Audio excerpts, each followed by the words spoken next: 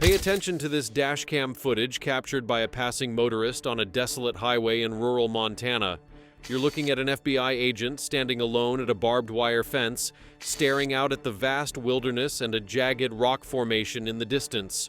Notice how still he is, how isolated. This isn't a routine investigation scene.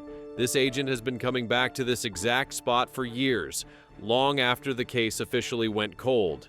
What you're witnessing is a man haunted by something he can't explain, something he found, or didn't find, in one of the most disturbing missing persons cases in Bureau history.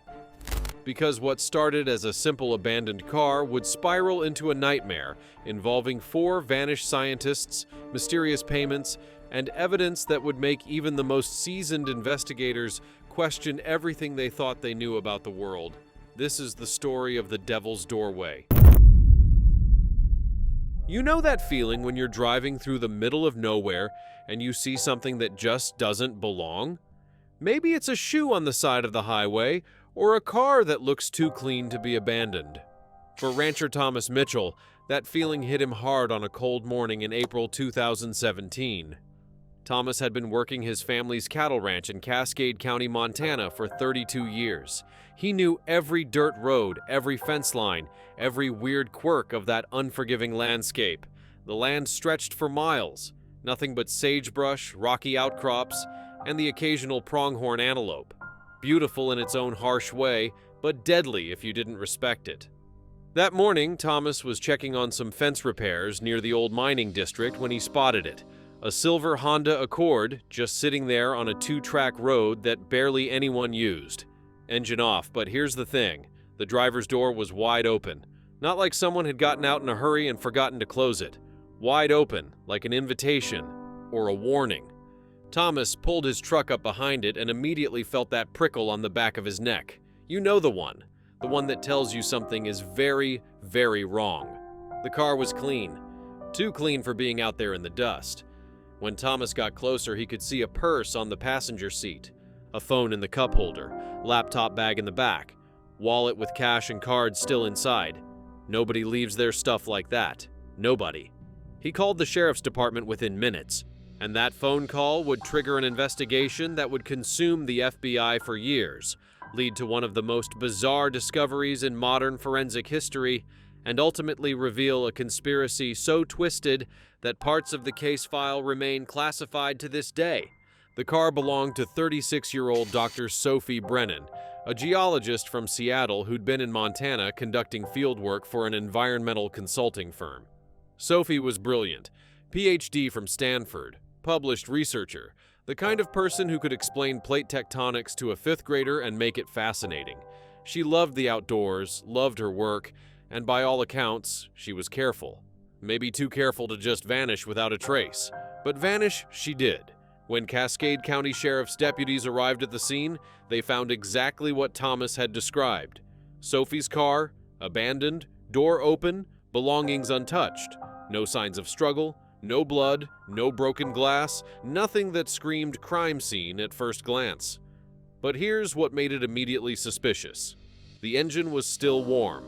Deputy Rachel Hayes was one of the first responders, and she noticed it right away. She put her hand on the hood, still warm, which meant Sophie hadn't been gone long. Maybe an hour, maybe less. They searched the immediate area, called out her name. Nothing but wind and the distant cry of a hawk. The landscape out there is deceptive. It looks flat from a distance, but it's full of ravines, dried creek beds, and old mining shafts that could swallow a person whole. Still, you'd think they'd find some trace. A footprint, a piece of torn clothing, something. They found nothing. The Montana Highway Patrol brought in search dogs within hours. The dogs picked up Sophie's scent from the car, tracked it about 30 feet into the brush, circling around the vehicle, and then lost it completely. Just stopped, like she'd evaporated into thin air. That's when the FBI got involved. Special Agent Daniel Rivera was assigned to the case. He'd worked missing persons before, but something about this one bothered him from the start. It was too clean, too organized. When someone has a medical emergency or gets disoriented, they leave a trail. When someone's taken, by force, there's evidence of violence.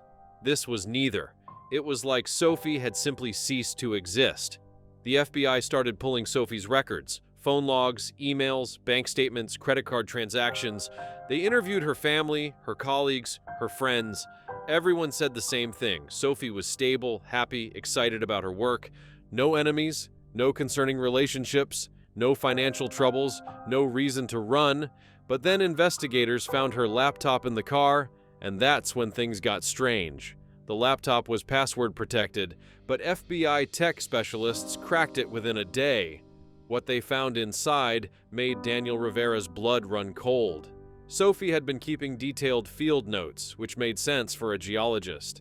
But mixed in with her legitimate research were files that seemed increasingly erratic. Coordinates to specific locations in the Montana wilderness. Photos of rock formations with handwritten notes like anomalous reading and heat signature inconsistent with ambient temp. And then there were the journal entries. Sophie had been documenting something that had clearly been making her nervous. The entries started normal enough, talking about her survey work, discussing mineral deposits and soil composition. But by the week before she disappeared, the tone had shifted. "I shouldn't be seeing these readings," one entry read. "This doesn't make geological sense. Called Dr. Yates for a second opinion. He told me to stop asking questions." Dr. Kenneth Yates. He worked for the same consulting firm as Sophie, based out of Denver. The FBI reached out to him immediately. Kenneth was cooperative, but clearly uncomfortable. Yes, he'd spoken with Sophie about some unusual findings. Yes, she'd seemed concerned. No, he didn't think it was anything dangerous. Just some quirky geological anomaly that didn't fit the standard models. He'd told her to document it and move on, that overthinking data could lead you down rabbit holes. But here's what made Daniel Rivera's instincts scream. When agents asked Kenneth if he'd received any communication from Sophie after her disappearance, he hesitated, just for a second, then said no. They knew he was lying. While Daniel was following up on Sophie's professional connections, other agents were digging into her movements before she vanished. And that's when they discovered something that cracked the case wide open. Sophie's car had GPS tracking through her insurance company's safe driver program. The FBI pulled the data, and what they found was impossible to explain. In the 6 weeks before her disappearance, Sophie's car had made 23 trips to that exact remote location where Thomas found it abandoned. Always at night. Always between 1 and 3 a.m. She'd drive out there, stay for anywhere from 40 minutes to 2 hours, and drive back to her motel in Great Falls. 23 times. What was she doing out there in the middle of the night? The FBI forensics team returned to the location with ground-penetrating radar, metal detectors, and a full excavation crew. If Sophie had been burying something or digging something up, they'd find it. They didn't find Sophie, but they found something else. About 40 feet from where her car was abandoned, buried 3 feet underground, agents discovered a waterproof container. Inside was $60,000 in cash, bundled in neat stacks, all unmarked bills, no fingerprints, no way to trace where it came from. Daniel Rivera had been an agent for 14 years. He'd seen drug money, ransom payments, embezzlement schemes. But this felt different. This felt coordinated, professional.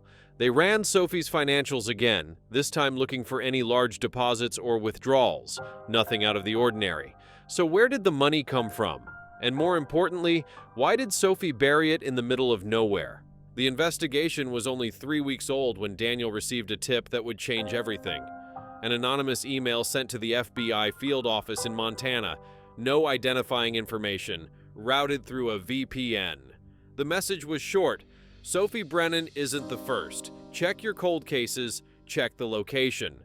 Daniel's team immediately started cross-referencing missing persons cases in Montana. And that's when the pattern emerged. 3 other people had vanished from the same general area over the past 8 years. Not the exact same spot, but within a 15-mile radius. All of them professionals. All of them scientists or researchers of some kind. Dr. Lauren Huang, environmental chemist, vanished in July 2009. Marcus Colby, mining engineer, disappeared in November 2013. Dr. Elliot Marsh, petroleum geologist, went missing in March 2015. 3 people, 3 separate investigations, all closed, as missing persons with no leads, and now Sophie made 4. Daniel started pulling the old case files, reading through the reports, and he found something that made his stomach drop. All 4 of them had been working in the area around the same massive rock formation, a jagged volcanic outcrop the locals called Devil's Peak. All 4 had been conducting surveys or research for energy companies or environmental firms. And most disturbing of all, 3 of the 4 had made substantial bank deposits shortly before they vanished. Lauren Huang, $75,000 deposited 5 days before her disappearance. Source: cryptocurrency exchange untraceable. Marcus Colby, $120,000 deposited 9 days before he vanished. Source: offshore wire transfer routed through 3 countries. Elliot Marsh, $95,000 deposited 1 week before he went missing. Source: digital payment service, dead end after 2 layers of encryption. Someone was paying these people, paying them well, and then they were disappearing. But who? And why? Daniel Rivera assembled a task force. This wasn't a random string of disappearances anymore. This was something organized, something deliberate, and something that had been happening under their noses for almost a decade. The team started with the victims' work histories. What connected them? They'd all worked for different companies, but when agents dug deeper, they found something interesting. All 4 had been hired for surveys in the same general region. All 4 had been looking at the same thing: potential mining sites. Montana has a long history of mining: gold, silver, copper, coal. The earth underneath all that wilderness is packed with valuable minerals, but it's also heavily regulated. You can't just start digging wherever you want. Environmental impact assessments, geological surveys, permits. It's a years-long process. But what if someone wanted to skip all that red tape? What if someone had found something valuable out there and needed surveyors to confirm it, but couldn't let that information become public? That's when the FBI brought in their white-collar crime division. Forensic accountants started tracking the money. The payments to the victims had been sophisticated: cryptocurrency, offshore accounts, shell companies. But sophisticated doesn't mean perfect. There are always breadcrumbs. And those breadcrumbs led to a private investment firm called TerraCore Holdings, based in Billings, Montana. On paper, TerraCore looked legitimate. Small operation focused on mineral rights and land acquisition. But when agents started pulling corporate records, they found something troubling. TerraCore was owned by a man named Victor Ashford. Victor was 53. A former mining executive who'd made a fortune in the 1990s before several of his operations were shut down for environmental violations. He'd been sued by the EPA, fined by multiple state agencies, and had a reputation in the industry as someone who cut corners. Dangerous corners. But here's the thing. Victor was smart. He'd learned from his mistakes, or rather, he'd learned how to hide his mistakes better. The FBI started surveillance on Victor, followed his movements, tracked his communications, and within 2 weeks, they had enough to get a warrant. When agents raided Victor's office and home in August 2017, they found a treasure trove of evidence: maps of the Devil's Peak area with survey markers, soil sample analysis showing massive rare earth mineral deposits, the kind worth hundreds of millions of dollars, encrypted communications with the 4 missing people. But they also found something that made Daniel's blood run cold. In a locked safe in Victor's home office, agents discovered a thumb drive. On that drive were contracts, detailed professional contracts offering substantial payments to geologists and surveyors in exchange for conducting private assessments of specific land parcels near Devil's Peak. The contracts included strict non-disclosure agreements and penalties for breach of contract. The penalties were written in legal language, but the message was clear: if you talk, there will be consequences. Sophie Brennan had signed one of these contracts. So had the other 3 missing people. But here's what haunted Daniel. There were 8 more contracts on that drive. 8 other people who'd been approached, who'd been offered money to do surveys and keep their mouths shut. 3 of those people had declined. 5 had accepted. That meant there was one more person out there who'd taken Victor's money and was potentially in danger. The FBI moved fast. They identified the 5th person, Dr. Angela Torres, a hydrogeologist working for a firm in Boise, Idaho. She'd accepted $85,000 from TerraCore 6 months. Earlier, to conduct a water table analysis near Devil's Peak, agents reached her by phone. She was terrified. Yes, she'd done work for Victor Ashford. Yes, she'd been paid to keep it quiet. And yes, she'd been receiving threatening messages for the past 2 weeks telling her to remember her obligations. Angela agreed to cooperate. She told the FBI everything. Victor had hired her to assess whether mining operations in the area would contaminate local water supplies. Her findings had shown that any large-scale excavation would create an environmental disaster. Toxic runoff, aquifer contamination, the works. She'd submitted her report to Victor, and then she'd started getting scared because she'd realized that everyone else who'd done work for him had vanished. The FBI brought Angela into protective custody and started building their case against Victor Ashford. But they still had one massive problem. They had no idea what had happened to Sophie and the others. Were they dead? Were they being held somewhere? Had they been paid to disappear and start new lives? Daniel needed answers, and he knew there was only one person who could give them to him. Kenneth Yates. Remember him? Sophie's colleague who'd lied about receiving communication from her after she disappeared? The FBI had been monitoring his phone records and emails since that first interview, and they'd found something interesting. Kenneth had been sending encrypted emails to an account that the FBI couldn't crack. Sophisticated encryption, military grade, but they could see the frequency. He'd sent 17 messages in the 4 months since Sophie vanished. Daniel brought Kenneth in for a second interview. This time, he didn't play nice. "We know you've been in contact with someone," Daniel told him. "We know you lied to us, and we know that your colleague is missing, possibly dead, and you have information that could help us find her." Kenneth broke. Not right away, but after 6 hours of questioning, the story came spilling out. He'd been receiving emails from Sophie, or someone claiming to be Sophie. The messages came from her account, but Kenneth wasn't sure if they were really from her. They contained geological data, coordinates, strange references to containment protocols, and exposure risks. But here's what made Kenneth certain something was deeply wrong. The last email he'd received, sent just 3 days earlier, contained GPS coordinates and a single sentence. "They were right to hide it. I should have listened." Daniel's team traced the emails. The IP addresses bounced through servers in Germany, Singapore, and Brazil before going dark. Professional-level obfuscation. But the metadata revealed something crucial. The emails were being sent from Montana, somewhere within 50 miles of Great Falls. That meant one of 2 things. Either Sophie was alive and hiding, sending these messages, or someone else had access to her account and was using it to communicate. Neither option was comforting. The FBI got another warrant, this time for Victor Ashford's communications. They seized his phones, computers, everything, and buried in his personal laptop, they found drafts of messages that had never been sent. Messages to Sophie, to Lauren, to Marcus, to Elliot. The messages were threats, thinly veiled, couched in legal language, but threats nonetheless. "Remember your contractual obligations. Breach of our agreement will result in severe consequences. Your safety depends on your discretion." Victor had been threatening them, coercing them into silence, and when that didn't work, Daniel didn't want to think about what happened when that didn't work.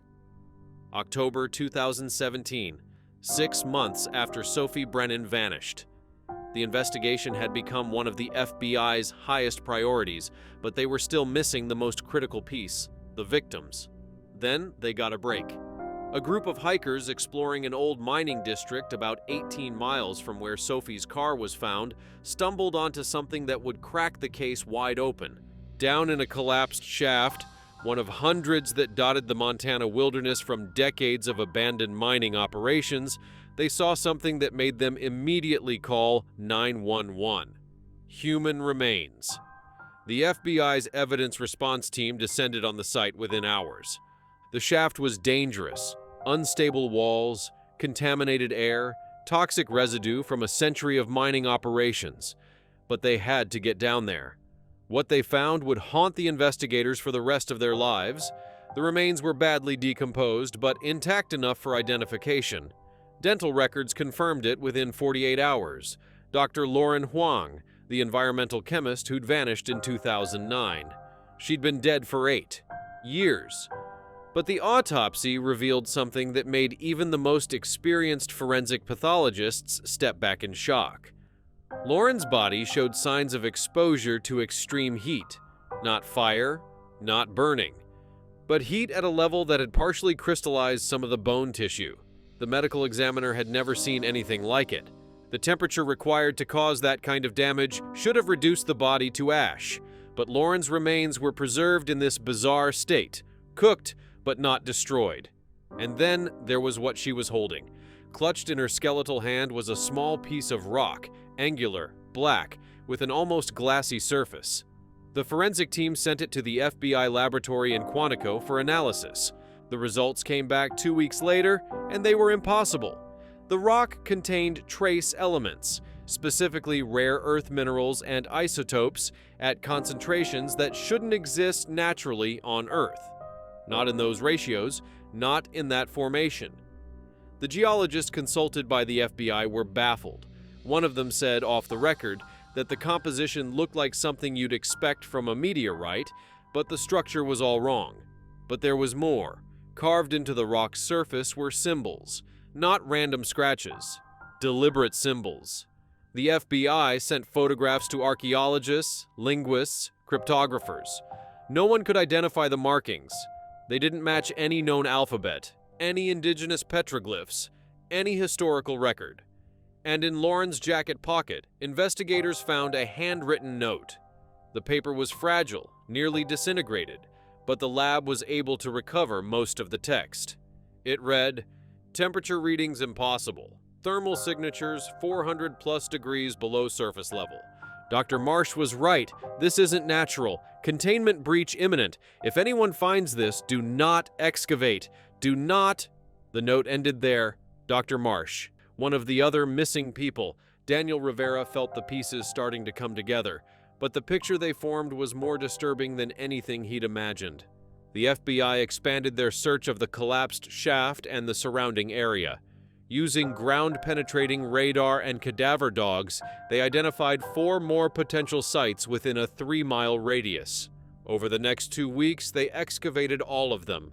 They found Marcus Colby's remains in another shaft, same condition as Lauren's, evidence of extreme heat exposure, clutching a similar rock fragment with carved symbols. They found Dr. Elliot Marsh's remains in a 3rd location. His body was less decomposed, he'd only been dead for 2 years, but the pattern held. Heat damage, strange rock fragments, and a note, this one more legible. Victor knew. He knew what was down there, and he sent us anyway. The readings don't lie. There's something under Devil's Peak that produces thermal energy on a scale that defies physics.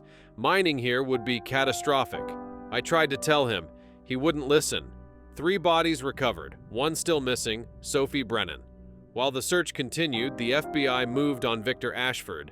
They had enough evidence to arrest him on charges of fraud, reckless endangerment, and conspiracy. But they needed more. They needed to prove he'd known about the dangers and sent people out there anyway. They needed to prove he was responsible for these deaths. Agents brought Victor in for questioning. He lawyered up immediately, refused to talk. But here's the thing about criminals, especially white-collar criminals who think they're smarter than everyone else. They get cocky. They keep records. The FBI forensics team tore through Victor's computer files. Deleted files, encrypted files, everything. And buried in the archives of his email, they found the smoking gun, an email exchange between Victor and a geological consultant from 2008, a year before Lauren Huang disappeared. The consultant had done an initial survey of Devil's Peak and reported extreme thermal anomalies that pose significant safety risks. The consultant recommended against any mining operations in the area and suggested further investigation by university researchers. Victor's response was simple. Noted. Discontinue your assessment. I'll handle it internally. He'd known. From the very beginning, he'd known that area was dangerous, and he'd sent people out there anyway because he was more interested in the potential mineral wealth than their safety. But here's what nobody could understand. What was causing those thermal anomalies? What were these rock fragments with the impossible chemical compositions? What had Lauren, Marcus, and Elliot actually found down there? The FBI consulted with geologists from the U.S. Geological Survey, physicists from national laboratories, experts in everything from volcanic activity to rare mineral formations. No one had a satisfactory explanation. Some suggested it could be a previously unknown geothermal vent, but geothermal vents don't produce the kind of localized, intense heat that had killed these people. Others proposed undiscovered radioactive deposits, but radiation doesn't work like that either. One physicist suggested something that made everyone in the room uncomfortable. What if there was an undocumented experimental site in that area? Something from decades ago, Cold War-era testing maybe, that had been buried and forgotten? The theory gained traction when historians found records of military land use in that region during the 1950s. Nothing specific, no documentation of what they'd been doing out there, but enough to suggest that the government had been interested in Devil's Peak for reasons nobody wanted to discuss. The FBI contacted the Department of Energy, the Department of Defense, everyone who might have records of Cold War activities in Montana.